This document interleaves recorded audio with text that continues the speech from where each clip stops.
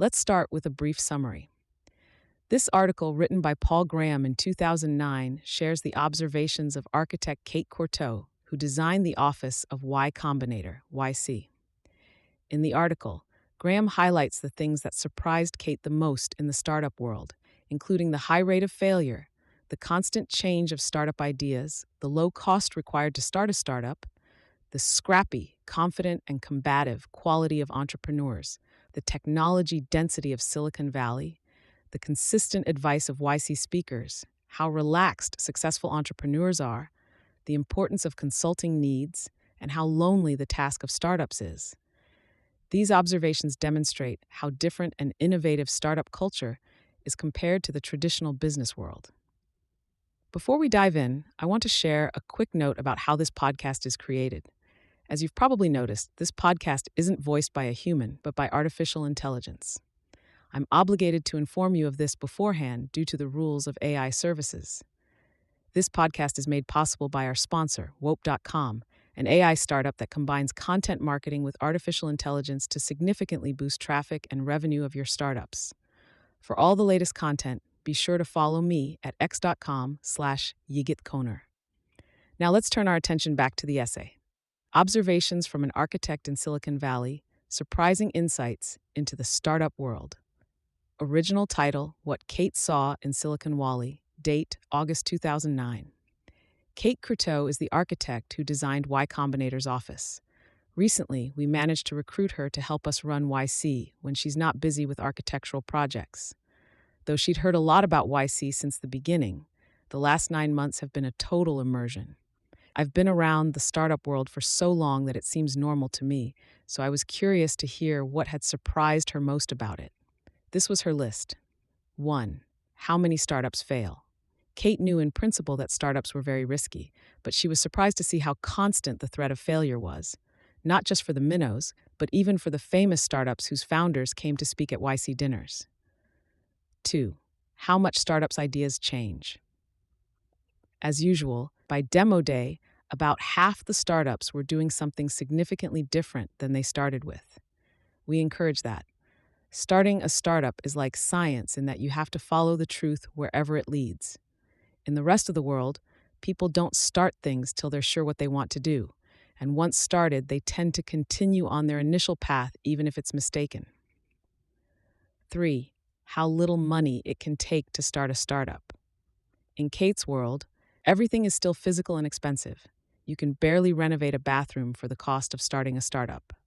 4. How scrappy founders are. That was her actual word. I agree with her, but till she mentioned this, it never occurred to me how little this quality is appreciated in most of the rest of the world. It wouldn't be a compliment in most organizations to call someone scrappy. What does it mean exactly?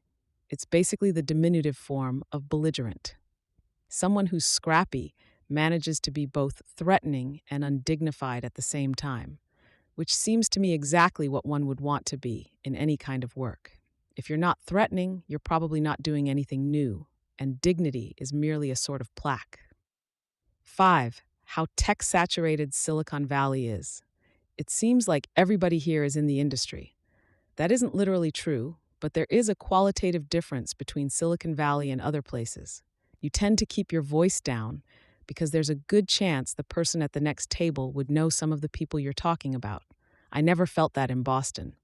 The good news is, there's also a good chance the person at the next table could help you in some way. 6. That the speakers at YC were so consistent in their advice. Actually, I've noticed this too. I always worry the speakers will put us in an embarrassing position by contradicting what we tell the startups, but it happens surprisingly rarely.